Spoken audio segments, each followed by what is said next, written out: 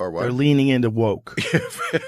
Hardcore. They're petrified of some kind of backlash. Nobody wants a movie about true love? What kind of woman do we want out there seeking true love, Eliana? It's the outrage. I wanted my money back. It was very disappointing. They are pretending like Rachel Zegler is the first of them all when she looks like Lord Farquaad in the film. Every way that Disney changed the story, it changed it for the worse. The new Disney boss babe, who is Rachel Zegler, the inverse of happy. So she comes off as an insufferable, whiny brat. No one on the right side of America can stand the star of this movie. Rachel Zegler, like so many kids raised on TikTok, she's all for infantada is the only global solution. So apparently, according to them and according to the writers of Snow White, women can't even want to be in love anymore. Now, I'm guessing that she's not married. I'm guessing that she doesn't have kids. The movie is a complete disaster, by the way. Rachel Zegler, she's an...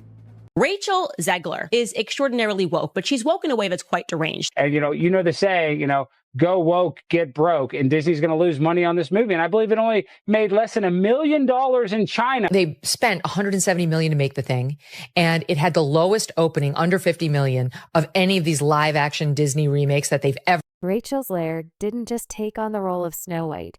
She lit a fire under the entire Disney fandom and turned the remake into one of the most talked about scandals in Hollywood. This wasn't your typical fairy tale reboot, nope. The original cartoon came out in 1937, and very evidently so. There's a big focus on her love story with a guy who literally stalks her. Weird. She's not going to be saved by the prince, and she's not going to be dreaming about true love. Oh my God. From the jump, it became clear this wasn't going to be the sweet classic Disney tale people grew up loving. And it all started when West Side Story's rising star was cast as the iconic Snow White. At first, fans were hyped a fresh face, big talent. What could go wrong? Well, then Rachel started talking, and she didn't hold back in early interviews. She straight up trashed the original Snow White and the Seven Dwarfs from 1937, calling it weird, outdated, and hinting that it was full of tired, useless ideas. She made it sound like Disney's beloved first princess movie belonged in the trash. That's when the backlash really started to brew. Hardcore Disney fans felt like she was mocking the very founder of the franchise. People who grew up loving the original saw her as smug, like she thought she was above the role and the legacy that came with it. But that wasn't even the worst of it.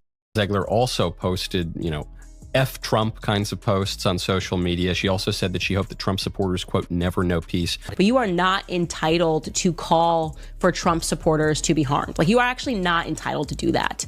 And so let me just remind you, Rachel Zegler, of what the map looks like, just so you can understand when your Disney movie is coming out, how many people you are wishing harm upon. Like, this is America right now. I will love you through these 4 years as best I can. F Donald Trump. Yeah, totally stable thing for her to be posting, wishing harm upon Trump voters, wishing that we have no peace. Rachel's interviews started diving into politics, and she didn't just share her opinion. She went off. She came for an entire section of Americans, aiming pointed words at supporters of a former U.S. president. Her message, according to online clip and reactions, she basically said anyone who voted for him should go away and never find peace. That's a heavy hit.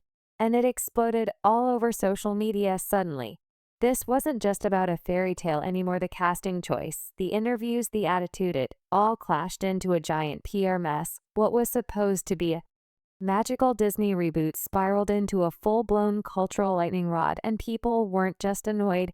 They were furious. People who were still undecided about Disney's live action Snow White suddenly had a reason to jump ship, and fast. For many, it wasn't just about a movie anymore. It was personal. They didn't want to pour money into a project starring someone who came off as openly hostile toward a massive chunk of the country. Sure, Rachel Zegler eventually came out with an apology, but let's be real, critics weren't buying it. The vibe was off, the tone felt rehearsed. Some even called it PR damage control in a sparkly dress. Meanwhile, Disney tried to sell this reboot as a fresh, empowered, boring take on a timeless tale. But instead of respectfully modernizing the 1937 classic, they went full demolition mode. The heart of the story gone, the magic fizzled out. They postponed the release of this thing, Ben, for a year because their star, Rachel Zegler, was so unlikable, told all Trump supporters that they could off, excuse me, but she did. That was just in November. They didn't even know she was going to do that one. Zegler herself seemed proud of the changes in multiple interviews. She boasted about cutting the romance and scrapping the love story altogether. Snow White doesn't need a man, she declared. And while sure nobody is mad at a strong and independent lead, that wasn't the issue fans were mad that. The entire fairy tale charm, the emotional warmth, and the sweet romance that made the original so beloved had been tossed like yesterday's script in the original. The prince was part of Snow White's hope, her rescue, her joy. Now he was shoved to the side like a background extra. Barely speaking, barely seen, and giving major random guy in the wood energy. Even the evil queen lost her bite once driven by jealousy of Snow White's beauty. She was now just another bland villain chasing power. No iconic mirror scene, no obsession with fairest of them, all just nothing. Disney didn't just update Snow White. They gutted it, rebranded it, and left a lot of fans wondering if it was even the same story at all.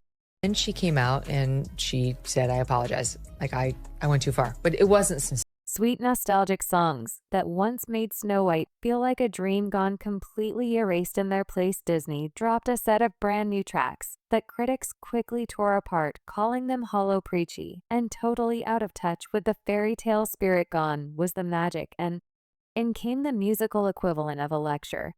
But it didn't stop. There, Rachel Zegler took things even further by calling the classic Prince, yet the one generations fell in love with, a stalker. She spoke about the original 1937 romance like it was some creepy horror story.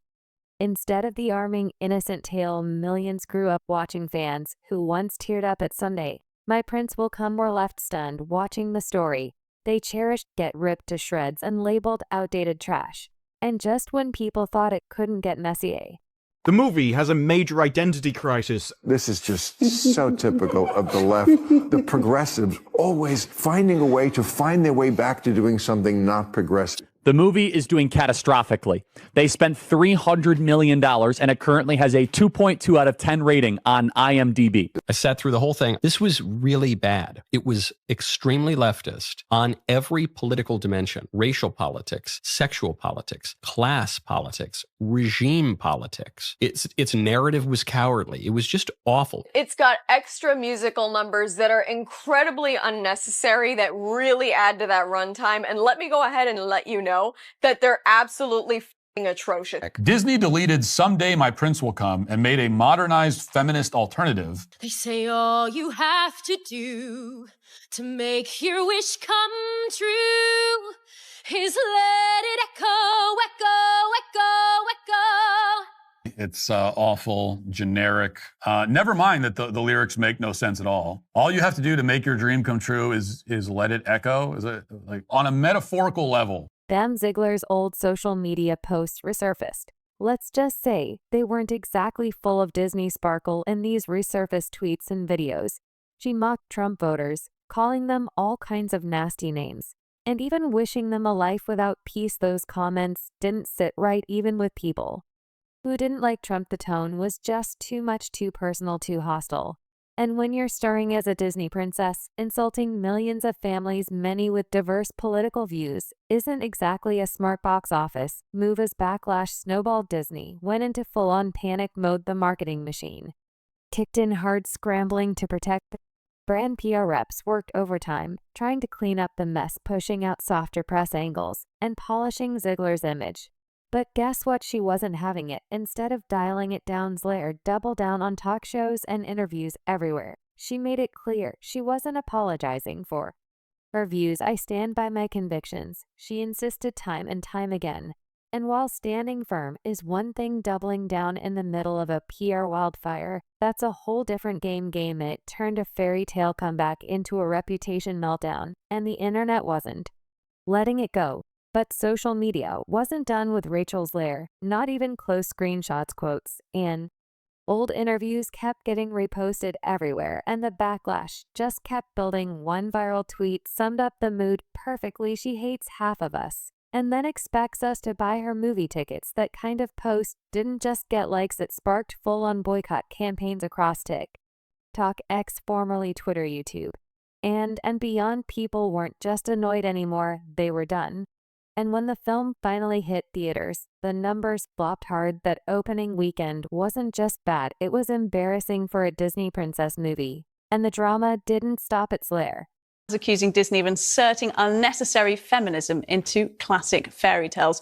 These big bad feminists now are telling us that's ridiculous. How dare you want to meet a handsome prince and be swept off of your feet and live happily ever after? No, you should want to be the prince. You should want to go out and fight the bad guys with a sword. So no prince or a different kind of prince? I'm sure a lot of people will assume it's a love story just because like we cast a guy in the movie, right. Andrew Burnap, great dude. Yeah. All of Andrew's scenes could get cut. Who knows? It's Hollywood, baby. Who the hell are you to say all of Andrew's scenes could get cut? Like, who are you? Oh my God. Are you Disney? I've read your book, and I have. It's a phenomenal book. You're losing generation of loyal viewers. When you think about Snow White, what is the premise? What is the story? It's a love story. It's a love story. It's a dream for a girl to grow up and a man falls in love. I'm really upset that the biggest theme here is that it's anti-men. She called him a... Talk about the dwarfs in the original Snow White and the 7 dwarfs. They weren't just background filler. They were everything: the emotional heart, the comic relief, the lovable misfits who brought real warmth to the story. But then actor Peter Dinklage stepped in, calling the dwarfs an outdated stereotype.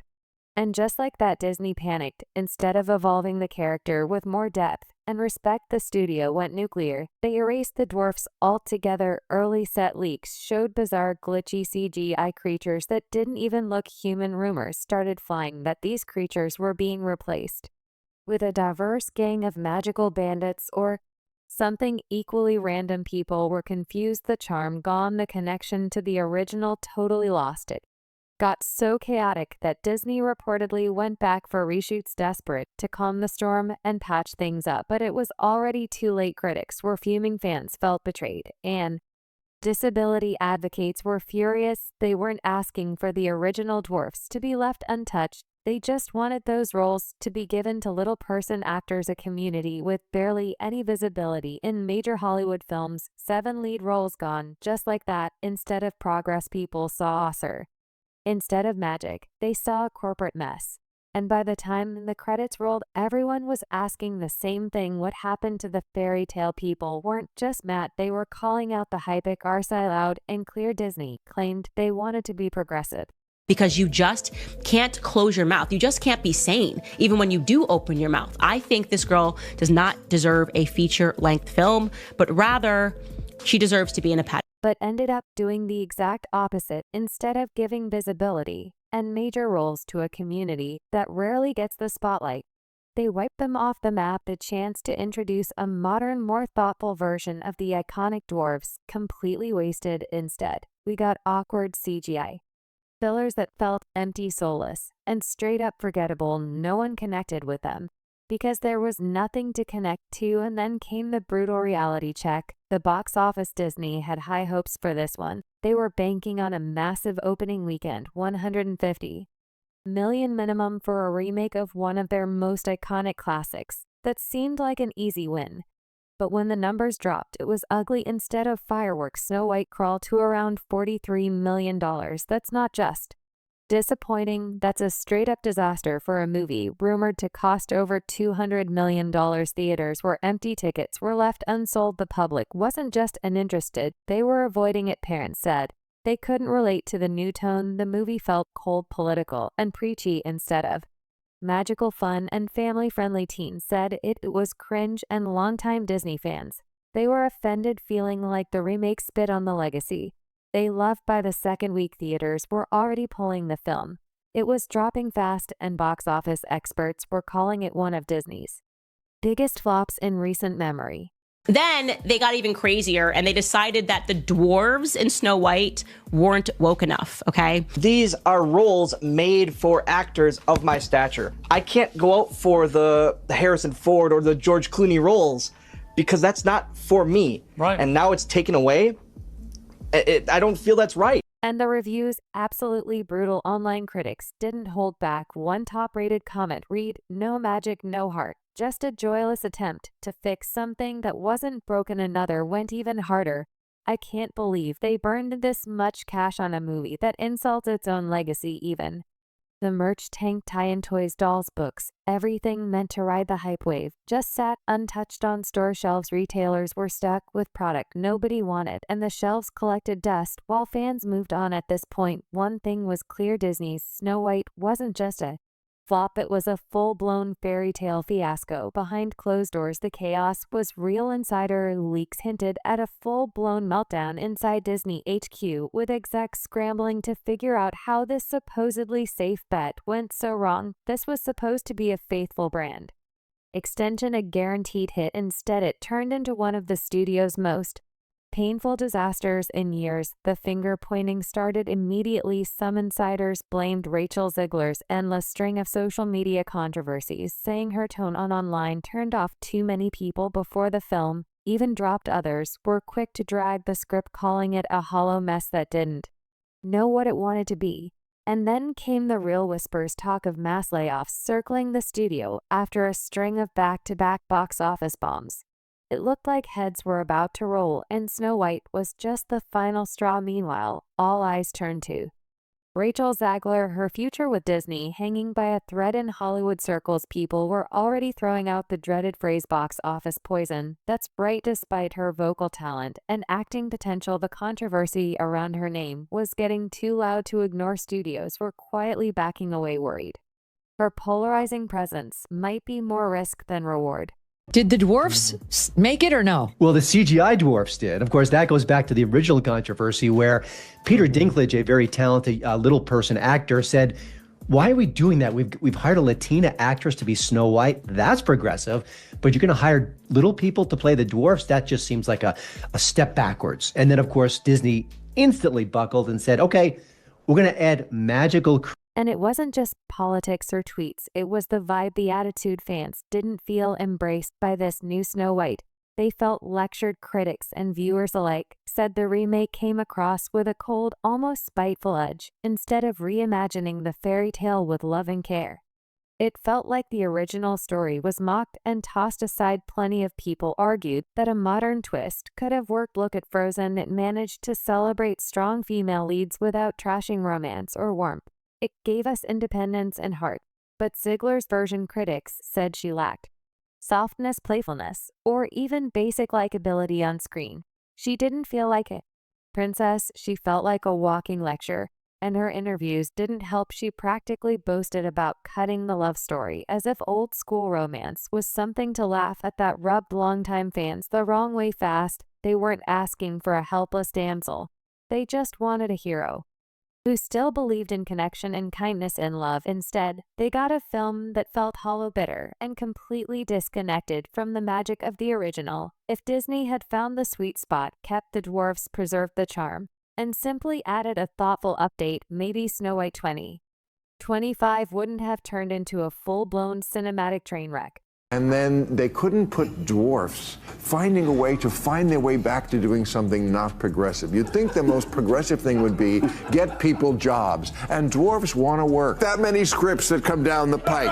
Only 7 of them. That has, and there's seven dwarf jobs here. But because I think it was Peter Dinklage said this is, this is not right. The 7 dwarfs of Snow White have, of course, all just disappeared, and now they're the 7 dysfunctional men, I assume. I mean, I guess, what are we going to have? Like a lesbian, a trans person, someone in a wheelchair, someone of color? Like I don't understand. Why weren't the dwarfs enough? But apparently they were too offensive because the most famous dwarf of all, Peter Dinklage, said something negative about it back in 2022, thus ruining the biggest acting roles the dwarfs had ever seen since the creation of Willy Wonka's Oompa Loompas back in the 1970s. They couldn't have dwarves. Do you guys remember? Yeah, that? because Peter Dinklage and all them were talking crap. So originally they took a picture of what the dwarves were supposed to look like. I can find it, but it was an array. It was the DEI of dwarves. Yep. They had to reshoot the film and use CGI dwarves. There you go. So those guys didn't make it. No. That guy's 6'2". And they were like, what? We just want to work. We're dwarves. So, Instead of a magical reboot, Snow White turned into a preachy mess overshadowed by Rachel Zegler's online drama and a script that felt more like a lecture than a fairy tale. Now everyone's asking, could Disney have saved it? Some say yes, if Zegler had toned down the political rants.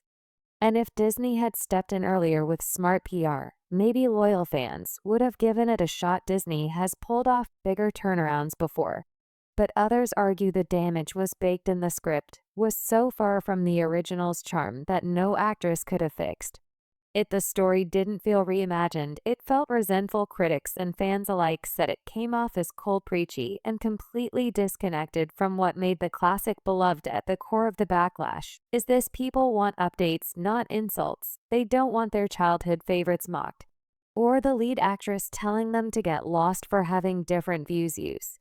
For Disney, this could be the wake-up call.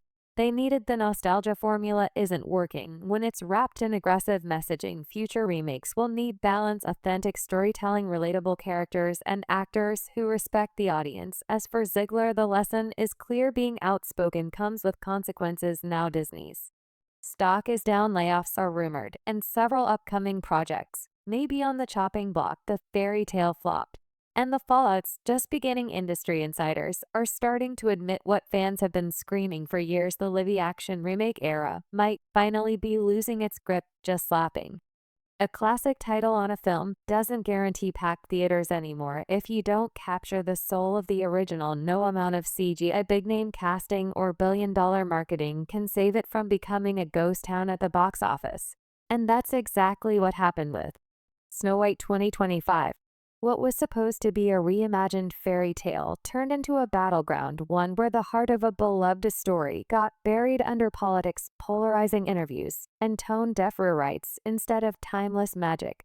We got viral outrage, boycott hashtags, and one of the most painful flops in Disney's history. For longtime fans, it was confirmation of their worst fear: that Disney's new direction has lost touch with the very audience that built its empire. The million-dollar question now: can Disney and Rachel Zegler learn from this? Because tossing aside your core fan base and mocking a story that shaped childhoods around the world doesn't exactly scream happily ever after. So what do you think? Could this movie have been saved with a more faithful script? Or was it doomed the moment Zegler started throwing shade at the original? Was it the casting, the writing, or a bit of both? Drop your take in the comments. I really want to hear what you think. And hey, if you're into raw takes, deep dives, and no filter breakdowns of pop culture chaos, don't forget to like, subscribe, and hit that notification bell so you never miss what's coming next. I've got more wild stories on the way, and trust me, this was just the beginning. See you in the next one.